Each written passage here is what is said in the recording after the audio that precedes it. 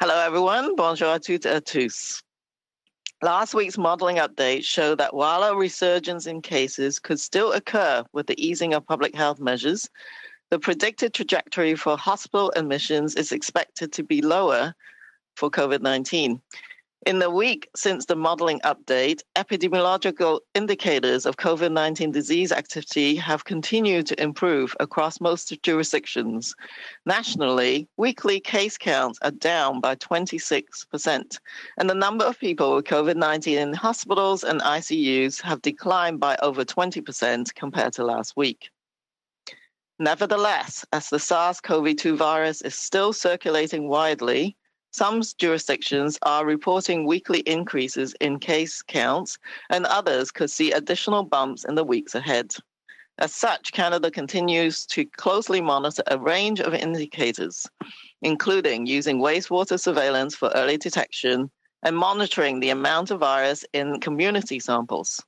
At the same time, there is continued high volume of PCR testing being performed and ongoing genetic sequencing of circulating virus variants. While the BA.1 sublineage of the Omicron variant is still dominant in most provinces and territories, we are picking up an increasing presence of the BA.2 sublineage, which currently accounts for about 10% of our domestic samples. Based on preliminary case surveillance data from Denmark, where BA.2 is now dominant, this sublineage does not appear to be associated with more severe illness.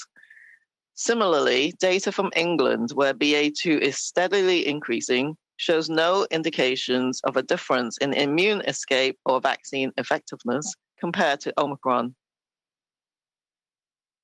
That would be Omicron BA.1. However, both countries report that the BA.2 sublineage appears to be even more transmissible than the BA.1 sublineage.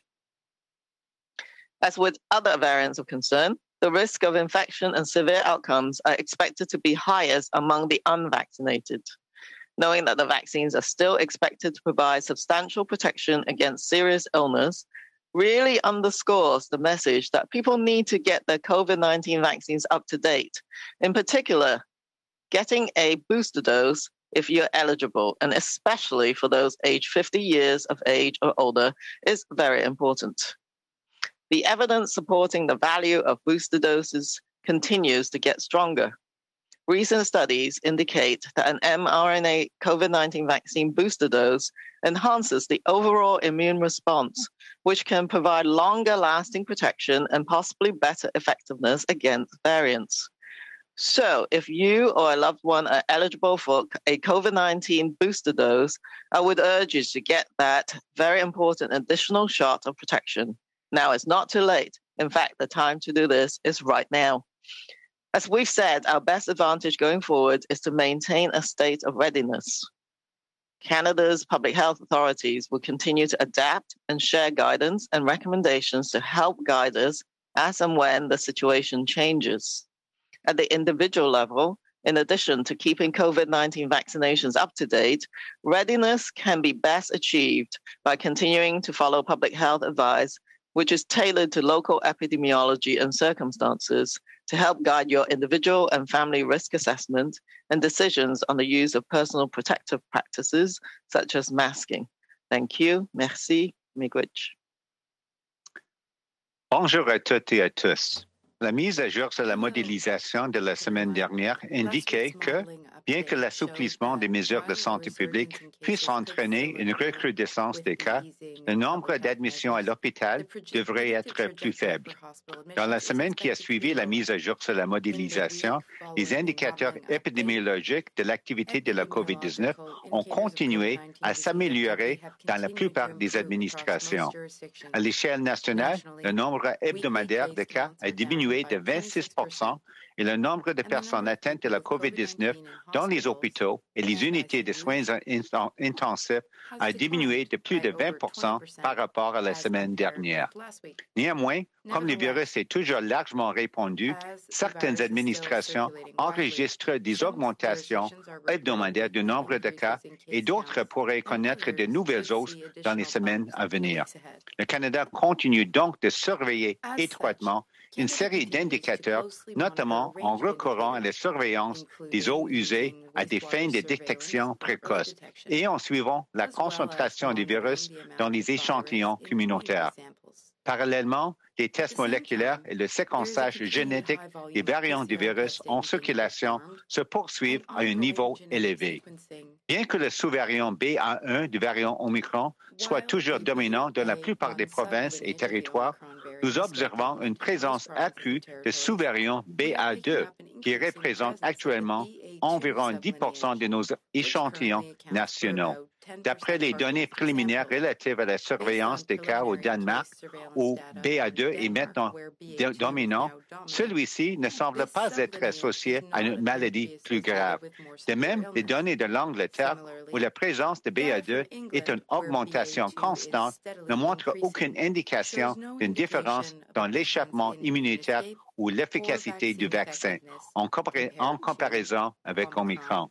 Cependant, les deux pays indiquent que BA2 semble être encore plus transmissible que BA1. Comme dans le cas des autres variants préoccupants, on s'attend à ce que le virus d'infection et des conséquences graves soient les plus élevés chez les personnes non vaccinées. Quand on sait que les vaccins sont toujours censés offrir une protection substantielle contre une forme grave de la maladie, on ne peut que souligner la nécessité pour les gens de garder à jour leur vaccin contre la COVID-19. En particulier, il est très important de recevoir une dose de rappel si vous êtes admissible et surtout si vous avez 50 ans ou plus. Les données probantes qui confirment l'utilité des doses de rappel ne cessent de s'accumuler. Des études récentes indiquent qu'une dose de rappel d'un vaccin à ARN messager contre la COVID-19 renforce les réponses immunitaires globales, ce qui peut fournir une protection plus durable et peut-être une meilleure efficacité contre les variants. Donc, si vous ou l'un de vos proches est admissible à une dose de rappel d'un vaccin contre la COVID-19, je vous recommande vivement d'obtenir cette très importante dose de protection supplémentaire. Il n'est pas trop tard. En fait, c'est maintenant qu'il faut le faire. Comme nous l'avons dit, notre meilleur atout pour l'avenir est de maintenir un état de préparation. Les responsables de la santé publique du Canada continueront d'adapter et de diffuser des directives et des recommandations pour nous guider au fur et à mesure de l'évolution de la situation. Au niveau individuel, outre le fait de garder à jour vos vaccins contre le COVID-19, le meilleur moyen de rester prêt est de continuer à suivre les conseils de santé publique qui sont adaptés à l'épidémiologie et aux circonstances locales pour vous aider à évaluer vos risques individuels et familiaux et de prendre des décisions concernant l'utilisation de mesures de protection individuelles comme le port de masque. Merci. Thank you. Miigwech. Thank you. We'll move to questions. Please raise your hand on the Zoom platform if you have a question. We'll begin with Dylan Robertson, Winnipeg Free Press. Hi there. Thanks for taking our questions today. Dr. Tam, I wanted to ask about Canada Post's mask policy. The agency has been sending home staff for wearing respirators instead of level 2 masks. Canada Post says that respirators can only be worn with a fit test and that it's unfeasible to do a fit test for a large number of staff. The Canadian Centre for Occupational Health and Safety suggests that a fit test is only needed when the device is meant to prevent inhaling aerosols. The agency says that if Canada Post's objective is only about preventing exhaling particles, then a fit test isn't needed. I realize that you don't run the Postal Service, but I'm wondering if you have any sort of advice for these sorts of accommodations. Yes, I'm not familiar with that particular situation, but I think for the general public, for instance, we are recommending getting the highest quality mask that you can get your hands on, essentially, and that includes respirators. And the key is to make sure that the mask fits well against your face, covers your nose, your mouth, etc. So I think that should be taken into account by employers. We certainly do recommend this range of masks for the general public. And I'm not sort of familiar with the precise policies, but I certainly think a respirator depends. I don't know the circumstances under which Canada Post workers work, but I think that for general public and the settings that a general public can encounter, then you don't need an actual fit testing. This is not for a medical situation like in a hospital or in a long-term care facility even, where you're taking care of sick patients. So for these kind of general circumstances, we have recommended, as you know, this range of face coverings and masks and respirators as individuals see fit. But we do recommend the highest quality mask that you can get. Thank you. And as a follow-up, I'd like to also get your advice for the public when people are living in provinces where they're dropping masks and vaccine mandates. We know that federal agencies and some private businesses are keeping these in place. I think you mentioned at the end of your remarks in English that masking might be with us for quite a while. I don't know if you want to comment on if it's prudent to drop those sorts of measures, but if you have advice for the public in areas where that is actually being taken off the table quite soon. Yes, I think masks continue to be, I think, a really good layer of personal protection. And I think that even if it's not required in the jurisdiction that you're in or the community that you're in, you can choose to wear a mask as a personal protective measure. It's a habit that we've developed over the last couple of years. And I think it's good for the prevention of not just COVID-19, but maybe other respiratory viruses as well. So I think that's really important, especially if you have a higher risk of developing serious outcomes from COVID-19. So I think in the days and months ahead, we need to do a better job in equipping individuals with the tools that they need to make those personal based decisions. But I still think that masks remain one of the foundational layers of protection. And it may be the last thing that you want to remove in your personal, armamentarium of tools. And the same thing applies whether you're going to different communities in Canada, but also internationally, where I think travelers should also be equipped with masks so that they can actually wear them depending on the situation that they're in and the community virus activity as well.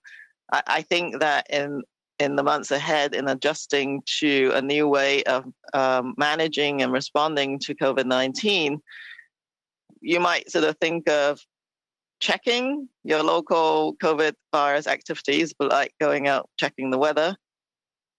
You would want to check on the weather to put on a coat. So check on the weather and bring your mask with you if there's virus activity and you're going into an indoor setting with people who are outside of your household, for instance. And that kind of messaging and habit we've developed over time, and that needs to be reinforced. And I think all the public health departments are trying to do some of that at the moment. And I think the members of the public could also give feedback as to what kind of information that they still need, and that will be helpful to all of us.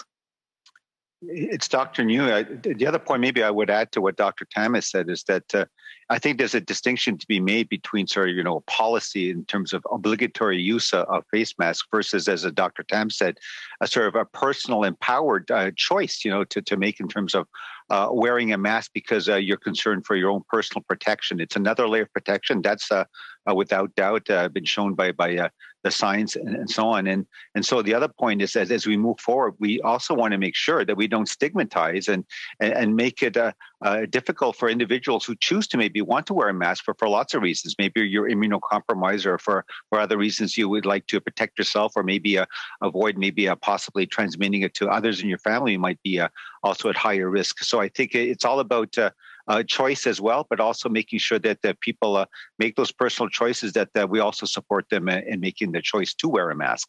Thank you. Thank you. Next question goes to Olivier Ferron-Boisé. Oui, bonjour. Toujours dans le même sujet, Québec a annoncé que les masques allaient tomber dans les écoles, dans les classes, après la semaine de relâche. Est-ce que vous croyez que c'est une bonne décision dans la mesure où on parlait de choix de porter un masque si on se sentait à risque? On sait que les enfants sont peut-être moins à risque d'avoir des maladies graves liées à la COVID.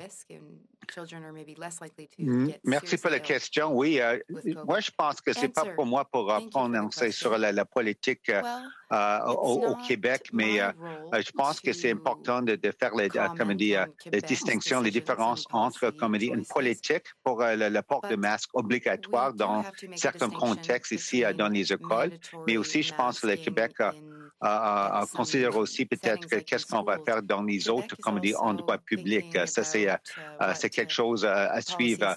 Pour moi, c'est aussi un enjeu pour donner un choix parce que c'est toujours important pour les gens qui peut-être pour plusieurs raisons peut-être sont plus à l'aise pour continuer à porter un masque. Comme on a aussi dit en anglais que peut-être une personne, peut-être pour les autres raisons, peut-être quelqu'un immunodéprimé. Pour quelques personnes, c'est toujours important, peut-être pour une autre couche de protection, d'avoir, comme on dit, le choix et aussi être à l'aise, aussi pas peut-être pas se sentir à risque d'être stigmatisé ou être aussi discriminé pour le choix de porter un masque. Je suis sûr que pour les enfants, la plupart des enfants, si on attrape le COVID-19, peut-être que ce n'est pas vraiment une maladie grave, mais on ne sait jamais. Peut-être que pour eux, et peut-être il y a des autres membres de la famille, peut-être les grands-parents, les parents aussi, peut-être qui font partie des populations plus vulnérables. Donc, je pense en fin de compte, c'est toujours une décision pour le gouvernement de Québec, pour une politique dans les écoles aussi, peut-être plus tard pour les autres endroits publics, mais pour moi, personnellement, c'est encore une autre couche de protection. Il faut aussi supporter les personnes qui choisissent peut-être de continuer à porter les masques dans certains contextes. Merci. Merci. Puis en suivi, Dr. Njoo, j'aimerais peut-être juste avoir un peu peut-être une mise à jour sur sur le concept d'immunité collective. Est-ce que c'est quelque chose qui est encore, si on peut dire, atteignable? On estime au Québec, je ne sais pas dans les autres provinces, mais qu'il y a 3 millions de Québécois qui auraient contracté le virus dans les dernières semaines. Est-ce que ça serait suffisant pour atteindre ce concept-là ou est-ce que c'est une possibilité, disons, que cette immunité-là soit fournie grâce au nombre important d'infections qu'il y a eu dans les dernières semaines? Non, merci pour la question. Ce que je peux vous dire, que tout le monde a vu pendant les 2 dernières années que le virus, la COVID-19, c'est vraiment, comme on dit, un adversaire formidable avec toujours beaucoup de surprises. Moi, je pense qu'on parle le concept de l'immunité collective.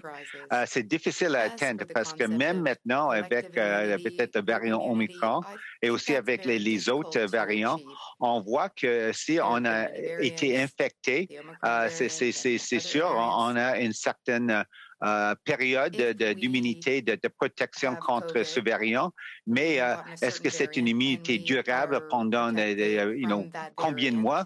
On ne sait pas.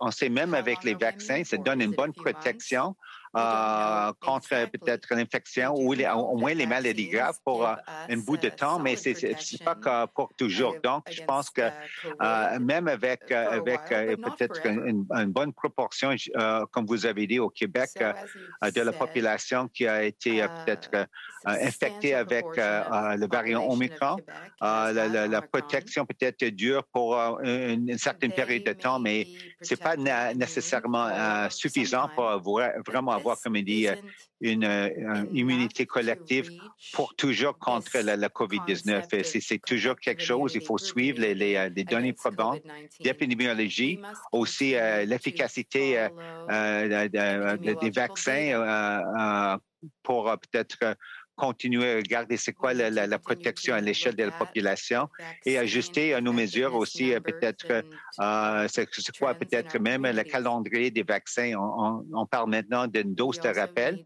mais on ne sait pas pour le futur c'est quoi qu'est-ce qu'on va faire pour peut-être des doses additionnelles. Donc c'est quelque chose à suivre toujours avec les sciences et toujours être prêt d'être flexible à ajuster ce qu'il faut faire quand le moment arrive avec l'épidémiologie. Merci. Thank you. We'll move to Jamie Morocker with Global News. Hi, everyone. I'm just going to follow back to the mask question and ask you to clarify a little bit more. I know that you guys are not in the business of making policy, but you are in the business of making recommendations for health. So can you be very, very clear? So you're saying you want or you think people should still wear them. So are you recommending that mandates not be lifted right now? Would that be can you just be very clear about what it is that is the health recommendation when it comes to masks? Health recommendations, masks provide a good layer of protection. It's a fundamental layer of protection for people. And you could ask people to wear a mask in different ways. So I think many of the provincial territorial medical officers of health are saying that what they're switching to is from requirements to recommendations. That switch isn't always easy to do. Certainly, most of this is not within the federal jurisdiction, but I think our recommendation is that wear masks to reduce your risk for COVID-19 and get the highest quality, well-fitted masks and wear them properly as part of your protection, whether your jurisdiction requires it or not, or whether a certain setting requires it or not. It is something that you can do to protect yourself and others. So right now, the key to recognize for most people in this country is that the virus is still very much alive, is active in your communities. So even if there's no requirements, depending on the virus activity level, people should choose to wear masks. It should be probably one of the most foundational layers that you can use.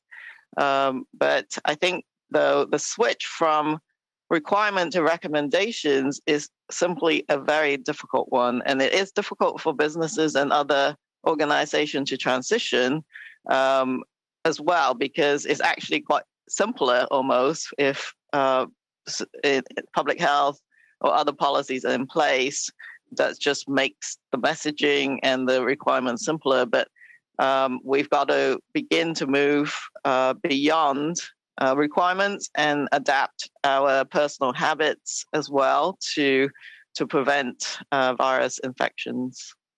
And just to follow up, if you could answer in English on whether you feel like masking in schools could be lifted at the same time as the general public. Is that a good decision at this point based on where we are with hospitalizations and case counts and all that sort of thing? Yeah, I still think that masks are a good layer of protection, and it's something that people got used to using, and that kids or parents should feel that perfectly comfortable and be supported in their kids wearing masks if they choose to. Right now, I think what Quebec is saying is that they've looked at the vaccination rates, they've looked at some of the antibody studies in their populations for school age. I believe it's more the 12 plus. But they have data that they're using to base their policy decisions on. We know that the Omicron wave has caused quite a lot of infections. And if you had 2 doses of vaccine and you got infected, that's probably quite a good or reasonable level of protection against Omicron. We still have to watch out for the next variant. And I think people, even if they remove the policy, should be alerted to the fact that if another variant occurs, that is vaccine or immune escape, be prepared to have your mask ready for that moment in time when we may have to re-escalate some of these measures. And what we no one wants to do is to see schools being shut down again. I think that is a collective goal for public health systems across the country. And if masks has to be reinstituted at some point in time, then that is, I think, a layer of protection that people can use. I guess the message is that even if the policy is removed, based on the data on the ground, I think the members of the public should remember that they should be ready to re-engage and get those layers of protection on, we don't know when. I think monitoring and surveillance is very important. We're certainly planning towards the fall because that's where respiratory viruses can often re-escalate. But anytime between now and the fall, we still could be surprised by this virus and be prepared to put some of these policies back that are not as restrictive, if you like. I think people should do everything they can to keep schools open. And by the way, that also includes, I think, we hope some improvements in ventilation systems and other measures at schools as well. Thank you. Next question, Laura Osman. Hi, doctors. Thanks so much for taking our questions today. Dr. Tam, I wanted to just pick up exactly where you left off there. I remember last fall, before Omicron, we were talking about, the possibility in the spring we could be talking about the pandemic being over. That was before Omicron hit us all. Now we're seeing vaccine mandates being called down, masks mandates being called down, the implication being that they're not going to come back. So I'm wondering if you can, help people adjust their expectations. Could these big government public health measures see a return in the fall, or are we moving into a future without those? Well, I think what I was saying is that, we're going to get a bumpy ride over the winter months, and we hope to be in a better place in the spring. A pandemic is a global phenomenon. So even if the virus activity comes down in Canada, that's not to say that the pandemic has disappeared. More and more we learn about this virus, the more we understand that it's not going to disappear. It's not just in humans, it's in certain animal species as well. So that makes it really difficult to really you just can't get rid of it. So what will happen to the virus and its interactions with humans, there's different scenarios, but nonetheless, we must not forget that this virus will still be with us. And hence, the need to adapt how we manage the resurgences, if you like, going forwards. I think what we're hoping collectively across the country is that the sort of more crisis phase is behind us. But this phase we're calling the transition phase is one where the response measures have to be adapted based on the lessons that we've learned and the fact that we have more tools. The recovery measures have to occur because society has undertaken a lot of negative impacts as well as our health systems, and be ready. So it's the readiness aspect that we all have to understand is, get ready for a potential worse variant than what we've seen, I think is actually really important to do. It may or may not happen, but with so many changes in the virus being undertaken around the world and not the whole world has had good enough vaccination uptake, the next period of time is actually uncertain. Nobody likes to hear that word either, but uncertain doesn't mean we don't have the ability to be ready and be able to manage the resurgences with less societal impact. And as I said, we need to be ready for the fall in case we need to up our game again. I don't know exactly what policies may need to be reinstituted, but I know there'll be a big effort to reduce the heavier sort of restrictive measures, but maybe reinstitute less heavy measures like masks, requirements in certain settings. And of course, we are trying to look at the vaccination strategy going forwards as well. Yeah, when you talk about public health measures, your advice isn't only about, what would be most effective from a health perspective. There's also, what people will accept, and a political element to that to some extent. Some of these measures are very politically fraught right now, like vaccine mandates. Do you see a world where they might return? Well, I don't know. I think it's what at different levels of the system people think it would be the most effective in protecting their populations and protecting each other. But I think that the collective objective is the following, which is to be able to reduce the severe outcomes, the hospitalizations, the deaths that have unfortunately occurred.